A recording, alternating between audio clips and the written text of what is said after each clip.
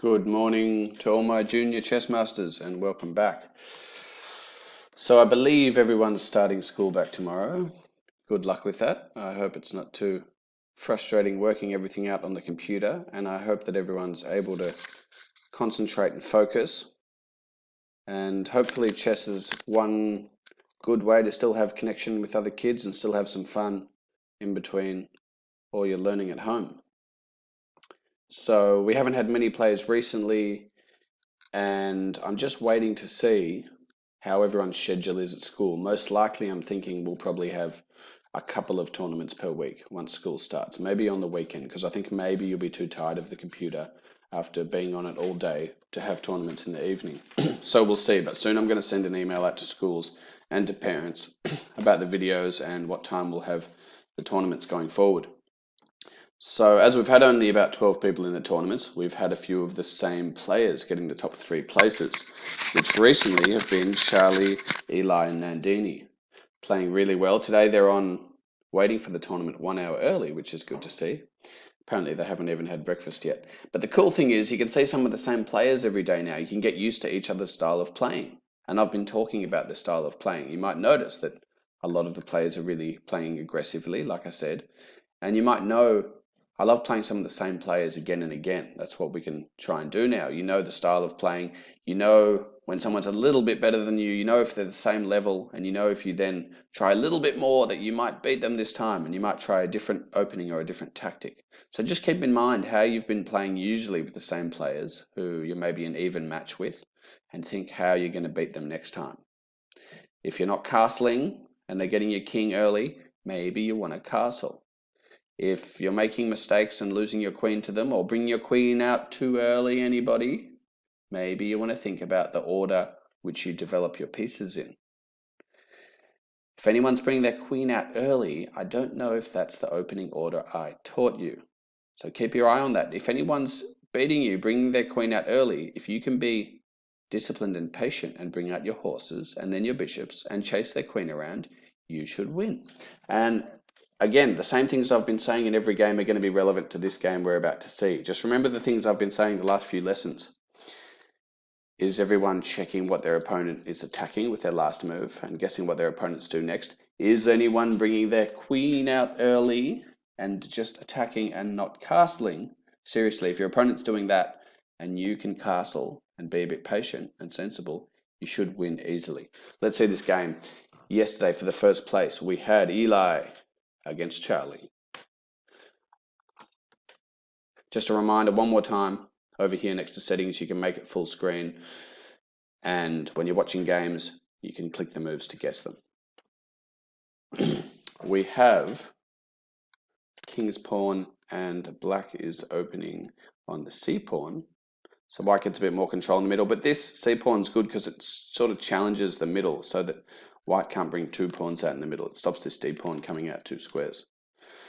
White developing the bishop. I like this so far. White's getting ready to castle and black's getting ready to castle. Looks lovely so far. Of course, if you're white, you would have thought, what is black attacking anything? Of course they're developing, but is there anything you need to respond to? You should see it if you're white. Is that a good move for white in general? Well, unless you want to castle on the queen side, which is going to take a lot longer, then it doesn't look very good to castle on this side. And this pawn was obviously under attack and black could just take it now. So it looks very aggressive by white. And they might get punished for being so aggressive. Let's see. Black gets a free pawn. If there's a piece in the middle, a horse or a bishop or anything, if you're white, you'd want to chase it away with your pawns. Look, I could open this pawn. This bishop will be free to come out and black will have to run away. Just check everywhere black would have to move when you attack a piece. And white does come out and attack the horse, but do we use the queen at the beginning? Definitely not. We'd use the pawn because now black can just defend this horse happily with like this bishop, with pawn, sorry, and then you can't actually take the horse if it's protected. But with a pawn, doesn't matter if the horse is protected, you'll happily still take it. So good move by black, attacking the bishop, defending the horse. Black's got a lot of control in the middle and doesn't look like a good way that white is developing. Bishop runs back. Black develops, very sensible. Even though both players are developing, no one's really getting ready to castle. And opening this pawn, does this help white to castle? Where do you think white's going to castle? I don't know if there's anywhere good. So we need to think about castling. You could play a lot better. And if you're getting second or third place now, Charlie, Eli, or Nandini, if you castled early, you should be able to get first place. The horse comes in. This is a good move because what's the horse attacking? Is it attacking more than one thing? We've got the queen and the bishop. Is the horse worth more than the bishop? No, they're the same value. So if the horse takes the bishop, you could take back. But you do, of course, need to worry about the queen. So the queen needs to move somewhere, and they didn't because, why is that okay? They gave check first. So you can't take the queen straight away. And if you're black, just tell me how you would get out of check. Have a think about it. Could you move the king? Could you take the bishop? Or would you block? If you'd block, what would you block with? Black decides on the bishop, and that's a good, sensible move. We don't want this horse to come back. This horse is really good where it is. Now black's attacking two pieces, and white's actually in a bit of trouble. And that's because they brought the queen out early. Charlie needs to keep the queen back for a while. So if you're white, what would you do now? You've got two pieces under attack, and there is one good answer, and it's not that one. What would you do? If you move the queen, black can have a free bishop. What I would do is take the bishop and swap. You got check, and then black has to take back, and the queen could run away. But the queen moves here first, and black is now up a whole 3-point piece and a pawn, and it's got much more control in the middle. But who knows? Maybe someone else makes a mistake, and there's a comeback. Let's have a look. Chasing the bishop away, that looks very nice. Whoops. Bishop runs back. White chases the horse away. See, all of a sudden, if you chase pieces away that are in the middle, major pieces, you can take control in the middle and waste your opponent's time. Now, black again playing very aggressively. Instead of saving the horse, they're trying to attack something bigger. Now, what do we think of this move? I think the queen could just take that pawn. But they didn't. You got to check carefully. If you attack a queen or any other major piece, ask yourself where are they going to go next? And the most likely idea would be, of course, to take the pawn. So the queen moves into the middle, which could obviously still be attacked now. If you were black, I hope you'd just be chasing that queen with this f-pawn here. Black offers a swap. Now, who wants to swap on the board? I've told you before, the person who has more pieces and is winning usually wants to swap. So that makes sense. Black wants to swap queens. But this queen is in so much danger here that I'd almost be happy if I was black about the queen here. But you just have to check. Again, if you attack a major piece, ask yourself, where is this queen going to go next? And if you were careful, you would have seen that the queen's going to take the castle. So if you were black, what would you have done instead of this move? How could you attack the queen with something else and save this castle? Well, I would have moved the f-pawn, as I said. Then it would be blocked and the queen would be in big trouble. Actually, the queen would have nowhere safe left to go. And you get a free queen. So just find where you can trap the queen. Check carefully. Take your time. They still had time. Check everywhere the queen could run to. Offering a queen swap and bow bow. White now gets a free 5-point castle. And now, based on pieces, the game is actually even. Based on position, black looks a lot better still. How many pieces has black developed? How many pieces has white developed? Who's going to get a good castled position? Black can still castle. So I'd still prefer to be black, but white, the pieces are almost about even now. All right, black opens up the middle. That looks good. And remember, if white hasn't castled, you want to attack up the middle. I'd be getting my queen on the e-file. Very nice move by Eli. We have a fork, is when we attack two pieces at once. We have check because white did not castle and the king needs to move. King shuffles over and another check with the queen. Looks good. You can still get this castle when you want on a1. White blocks. Looks very good. Free castle for black. Now black's winning on pieces again. White usually would want to keep these pawns back. You don't want to open up the king any more than it already is. Very aggressive. I don't know. This isn't the strongest move we've seen this game. What do you think about this pawn moving forward? Firstly, it could just be taken by the pawn, but could this pawn have done something better? What about a nice free horse over here? Looks much better to me. White moves forward with the pawn. Black now gets another free piece. Again, with these attacking pieces, you have to check every direction. Just take a deep breath. And I look at the queen and say, where's the queen going to go next? It could take this pawn. It could take this pawn, but then it would get taken. It could take the horse. It will get taken. Check every direction, every single one, and then there'll be no surprises. Your opponent's not going to get you with some sneaky move that you couldn't have seen. If you look carefully, you'll see every option, and you would have moved your horse out to save the horse.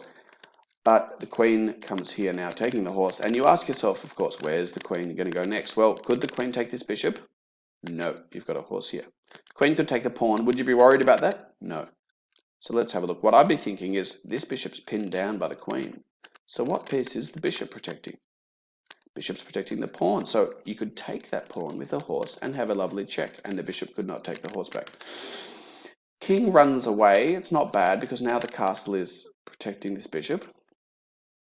Horse comes back, blocking the queen in nicely. I sort of like that. And the horse is attacking what? The pawn here. And the bishop, revealed attack. The bishop is attacking the king now. Pretty sneaky. King comes back. What do we think about this move? Are any white pieces blocked in now? We have the castle blocked in. I would have moved the king maybe over to the side or up. Would have been better to protect this pawn. We do want this castle to be free and not trapped in the corner. Charlie's castle's now trapped and it gets taken by the bishop. So sorry, had I moved the king, it is still a skewer. So the bishop could have still taken the castle. So we can't actually save the castle. So I guess it doesn't matter too much. King takes back. And now if we look at the board, who's got more pieces? White's got queen, horse, bishop. Black's got queen, horse, bishop, and an extra horse and a castle. So that's an extra 8 points. And the white king is in more trouble. Black king's pretty safe now, castled. And look what happens when you castle. Look how lovely it is. Oh, the castle is free to attack in the middle. What do you know? That looks like a winning strategy that should be done in the first 6 moves to me. White attacks. All right, free pawn, attacking the horse. Horse gets a free pawn. This pawn, guys, this is just too aggressive. We don't just push pawns for no reason because we can't think of another idea. If you're not sure what to do, get a piece, a major piece like the queen or the horse, and get it closer to this king over here. You could slowly move in your horse over here, or the queen could come back somewhere and slowly get, or the queen could at least take this pawn for free. We don't just charge pawns down the board, especially if it's not onto a safe square. Is black going to have this free pawn? Yes, please. The horse moves back. I mean, that's sort of defending, but is that a good idea? Doesn't achieve much. We really want the... Yeah, we do need something to defend the king. Maybe in this situation, because we didn't castle, that's the best defense we can get. Horse comes back. Queen takes, and white doesn't have many pieces left. Charging more pawns. I'd be using, instead of pawns, the queen is the useful piece. And here we have a little mistake. We haven't seen something here. This queen is attacking the horse. And now the queen's moved away. The queen's no longer protecting this horse. The queen moves away and white takes the horse. Still black's up on pieces. Black comes over.